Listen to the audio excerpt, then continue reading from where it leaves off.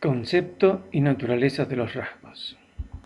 Bien, comencemos hablando de Alport, que es un antecedente muy importante dentro de la psicología de la personalidad. Recordemos que él en 1924 hizo su tesis doctoral sobre el tema de la personalidad y que en 1937 escribe uno de los libros más importantes, digamos, para aperturar la psicología de la personalidad, que es Personalidad, desde una perspectiva psicológica, ¿no? Bien, y ahí habla del temperamento y el carácter, dando al temperamento una característica como que biológica, hereditaria, sí, muy relacionada con lo emocional del individuo. Revisemos estas características. Dice, es característico de la naturaleza emocional del individuo, ¿no? Es decir, que si mi naturaleza emocional es la de ser un tipo renegón, digamos, entonces como que toda la vida voy a ser así. Puedo ir, obviamente, puliéndolo, modelándolo, o hasta reprimiéndolo, pero como que eso se va a mantener en mayor o menor medida. Es obvio que con la educación y el aprendizaje estas características se pueden modelar, ¿sí? O se pueden reducir en sus aspectos. O si la persona tiene una característica alegre, etcétera, divertida, entonces eso también le dura prácticamente toda la vida. Y porque todo esto del temperamento va a dar lugar a los rasgos. Es base del estado de humor preponderante del individuo y es una estructura preponderantemente hereditaria, ¿no? Como quiera que es biológica, entonces vamos a ver que hay estudios que demuestran que los rasgos se pueden transmitir de padre a hijo, ¿no? Bueno, o generacionalmente. Entonces, para Alport el temperamento vendrá explicado por la existencia del rasgo. ¿Qué son los rasgos? Son disposiciones estables del comportamiento, lo cual implica una estructura estable, sea cual sea el grupo de edad del que se hable, o sea, la estructura del rasgo se mantiene con el transcurso del tiempo, niñez, adolescencia, juventud, madurez, etc.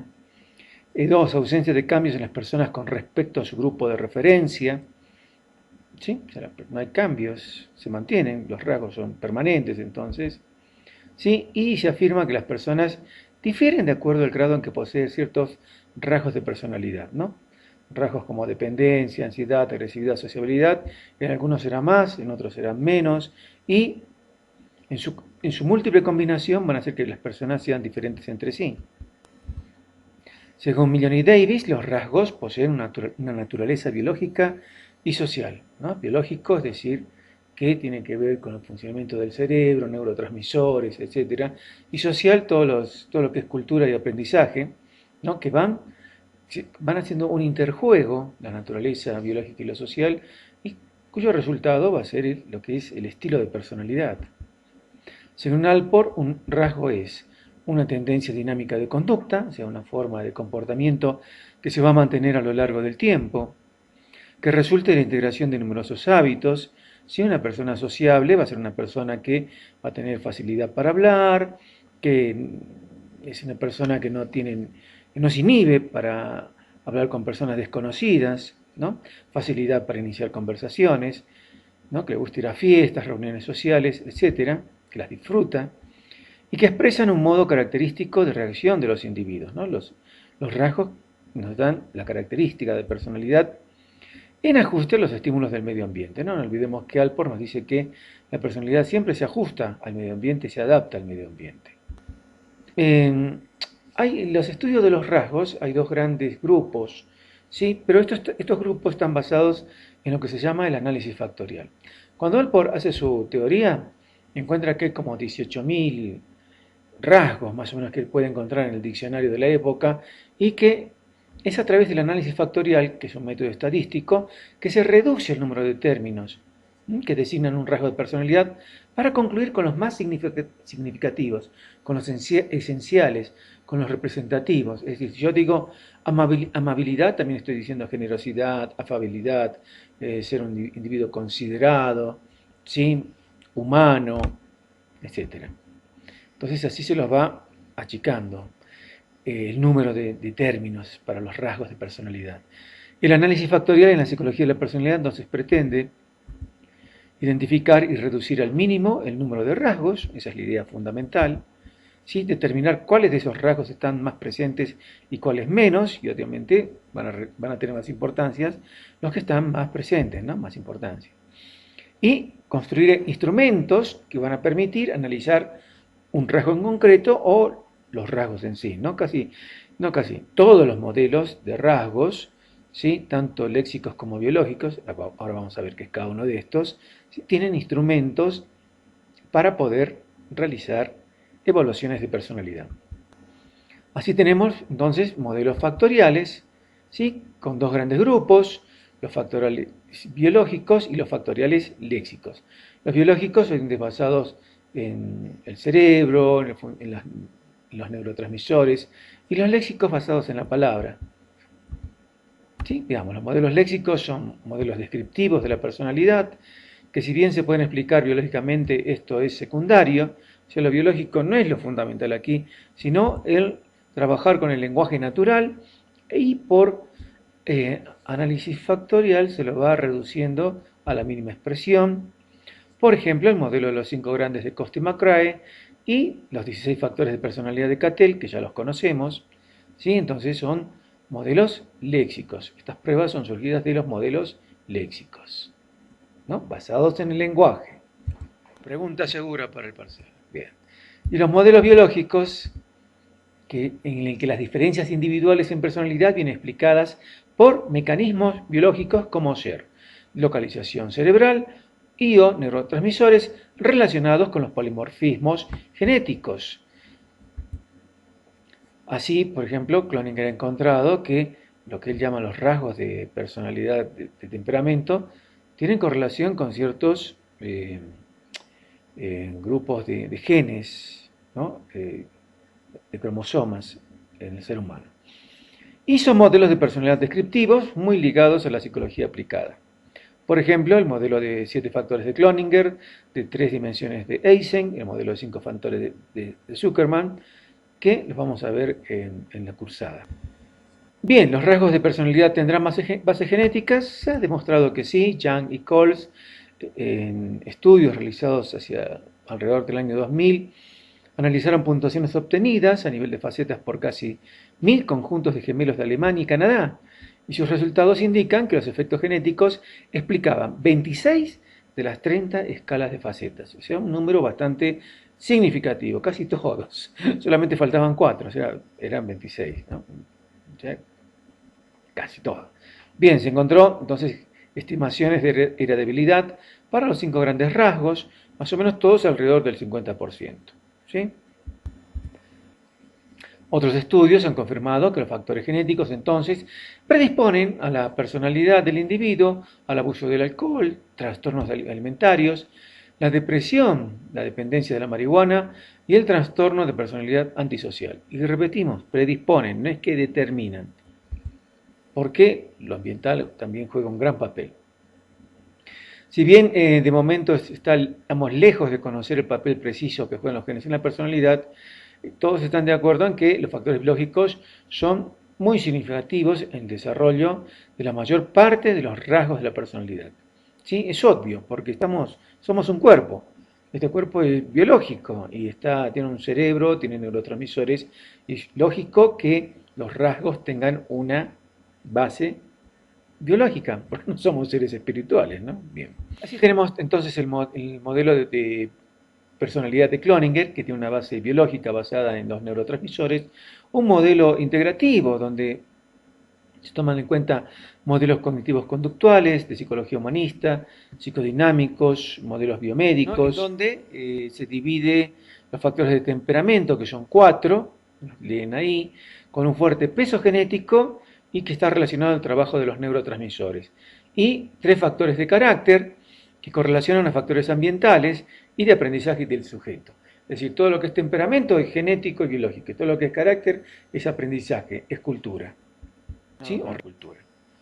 Tenemos también el modelo de 5 grandes, este es uno de los modelos léxicos más importantes, ¿sí? Basados en apertura a la experiencia, responsabilidad, extroversión, amabilidad, inestabilidad emocional, y de acuerdo a cómo la puntúe la persona, ¿sí? Alto o bajo en cada uno de estos 5, entonces así será su perfil de personalidad.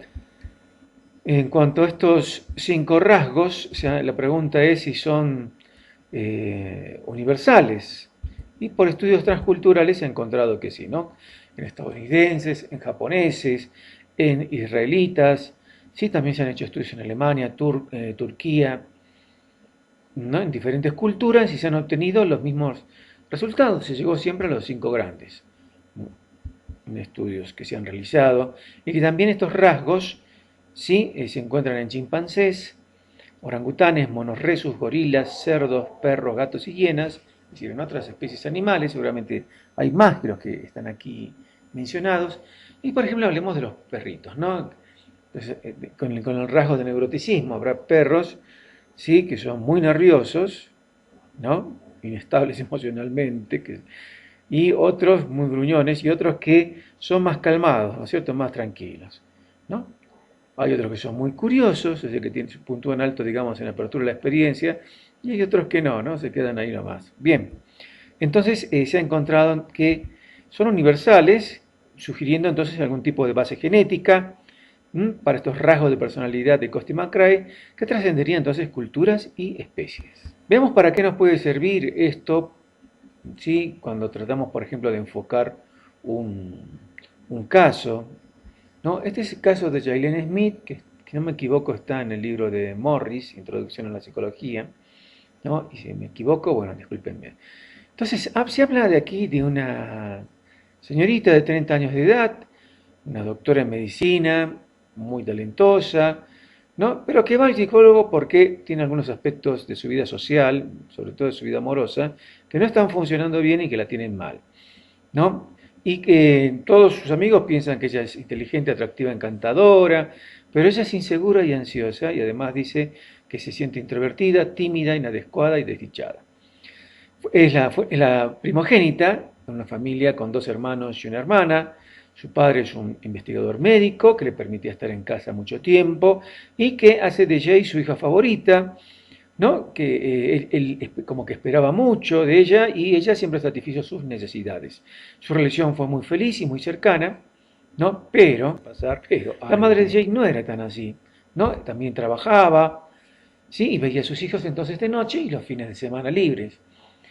Siempre llegaba cansada, entonces no tenía tanta capacidad para estar con sus hijos, ¿sí? Siempre estuvo más orientada hacia su carrera, experimentando entonces mucho conflicto la señora, la madre, ¿no? Al ser ama de casa y proveedora financiera.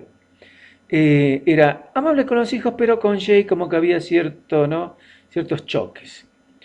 Eh, las interacciones entre el señor y la señora Smith a veces tenían discusiones, a veces por cosas triviales, y también Jay sentía, esto es muy importante, ¿no?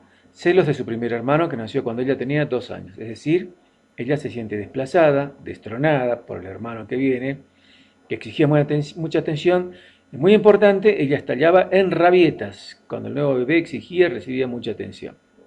Y estas rabietas se intensifican cuando nace otro hermano, otro competidor, podemos decir, ¿no? En esta escena de celos entre hermanos, rivalidad fraterna, como diría Freud, ¿sí? Que nace un año después. Al pasar el tiempo, los hermanos hacen una alianza para socavar la posición suprema frente a Yebe. O sea que hay una guerra entre hermanos, ¿sí?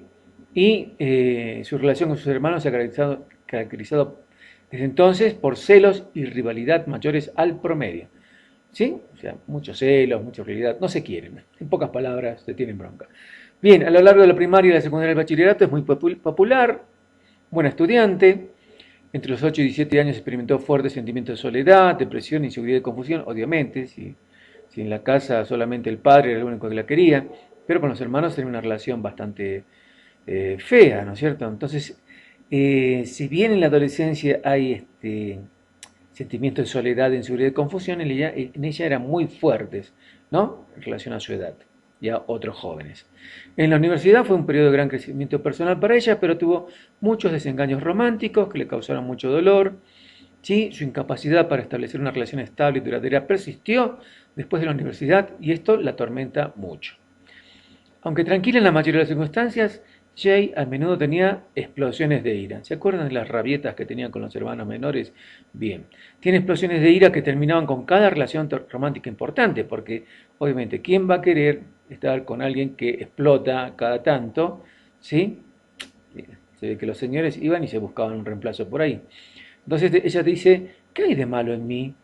Y se preguntaba, ¿por qué me resulta, y esa es su pregunta existencial más importante quizá, ¿por qué me resulta imposible mantener una relación seria por un tiempo prolongado? ¿Sí? En la Facultad de Medicina sus conflictos emergían en su conciencia periódicamente y decía, no merezco ser doctora, no aprobaré los exámenes, ¿quién soy yo? ¿Qué quiero de la vida? Es decir, se hacía preguntas existenciales que las iba rumiando. Bien, según este texto, ¿no? Entonces nosotros podemos hacer filtrar un análisis y filtrar toda esa información de acuerdo al modelo de los cinco grandes. A ver, veamos. Según el texto, Jalen Smith es introvertida e insegura, ¿no? Obviamente debe tener su lado encantador, porque sus amigos dicen que es una buena persona, encantadora, bla, bla, bla, ¿no? Pero básicamente como que tiene extroversión baja, ¿sí? Una persona que va más hacia el mundo interior y que se hace esas preguntas existenciales, propio, ¿no? De las personas introvertidas. Se destaca como estudiante, lo que indica un alto nivel de responsabilidad, ¿no? Estallaba en rabietas en su infancia, ¿no? Estalla en ira con sus parejas, es sensible, lo cual nos indica alto neuroticismo. El texto indica que era popular, lo que nos indica que tendría necesariamente rasgos de amabilidad, o por lo menos en un nivel moderado. No hay mucha información sobre la apertura de la experiencia, pero inferimos que es baja, ya que desde pequeña quería estudiar medicina y no probó otras posibilidades, ¿no? Además, aparentemente tiene esquemas rígidos, que es propio de la gente que tiene apertura a la experiencia baja. Además, inferimos que es baja porque no puede experimentar nuevas experiencias con los novios, lo que nos induce a pensar en un comportamiento rígido y poco flexible. Bien, vamos a tratar de escribir esta personalidad, entonces, utilizando para cada dimensión la escala de alto, moderado y bajo. Extroversión baja, neuroticismo alto, responsabilidad alto, amabilidad moderada, apertura a la experiencia baja. Entonces, el problema con esta dama es que tiene neuroticismo alto. Tendríamos que orientar nuestra terapia, ¿no es cierto?, a controlar eso y ver qué es lo que la hace explotar. Obviamente, en algún momento, sí, ella a los novios los pone en el lugar de los hermanos y por eso explota. Responsabilidad alto. Eso nos hace pensar que está bien que sea responsable, pero debe tener esquemas de perfección, ¿no? Lo que hace que sea muy demandante con sus parejas. Apertura de la experiencia baja, extroversión baja. Bien, esos dos altos son los que nos hacen pensar más en cuanto a posibilidades de intervención. A ver, ¿cómo lo hemos analizado? Esto hace un año lo hicimos, vamos a mejorar. Así por esta información nos hacemos una idea de la personalidad de Jalen Smith, que podríamos decir que sus problemas comienzan en la rivalidad fraterna desde la infancia y que aparentemente revive con sus parejas, no aparentemente, estamos totalmente de acuerdo en que lo revive con sus parejas, y que aquí el problema es que, digamos, si tomamos el psicoanálisis, el modelo psicodinámico, vamos a encontrar que muchas veces la búsqueda de pareja en la mujer es alguien similar al padre, ¿no? Porque el padre en ella era la figura máxima, la perfección suprema, y ella, digamos que puede encontrar a alguien más o menos así, pero la relación con el hermano también se revive, ¿no? Porque a veces hay esa, digamos, una, ¿cómo podríamos decir? Una reproducción de patrones de comportamiento con los hermanos que se reproducen con la pareja. Entonces ahí va a tener un choque, ¿sí? Muy grande cuando el individuo hace algo que a ella no le va a gustar y como que todo ser humano en algún momento va a hacer algo que no le va a gustar al otro, porque la vida es así. Bien, por otra parte, el alto nivel de dimensión de responsabilidad nos habla de una persona exigente, demandante en cuanto al comportamiento de sus parejas, y cuando estos se salen de sus exigencias surgirán sus estallidos de ira.